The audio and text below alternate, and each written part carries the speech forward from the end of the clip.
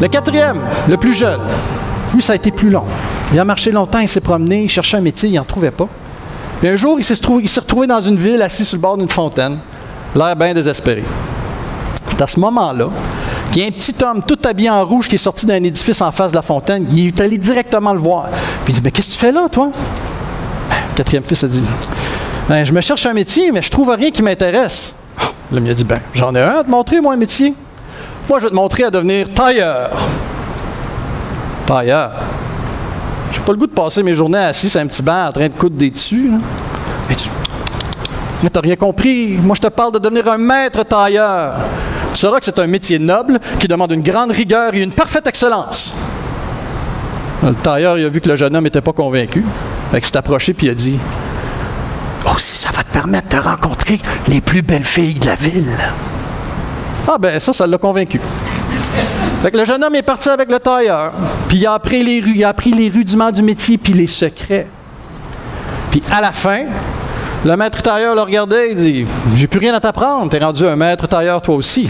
Je te laisse avec un cadeau. » Puis il a donné une aiguille, puis du fil.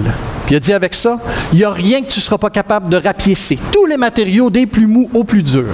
Puis en plus, ta couture va être si fine qu'on la verra même pas.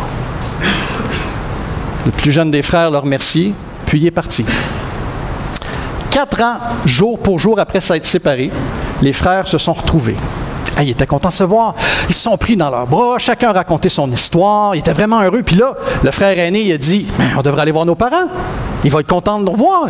Puis ils vont être fiers de ce qu'on a fait. » Les 4 frères sont retournés à la ferme et quand leurs parents les ont vus arriver, ils sont sortis de la maison, ils les ont accueillis, ils ont ri, ils ont pleuré, chacun a raconté son histoire.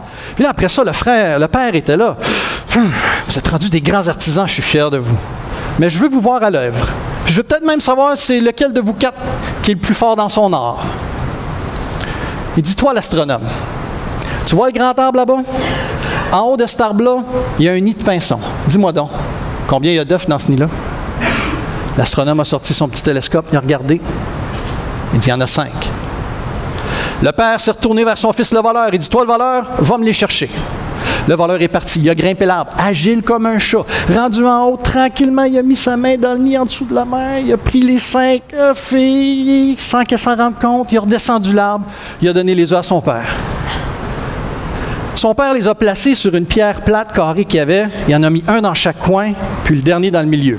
Il a regardé son fils, le chasseur. Il a dit, toi, d'un coup, tu vas me séparer les 5 œufs en 2. Le fils chasseur s'est enligné, il a levé son arme, il a tiré, il a séparé les 5 œufs dans le milieu.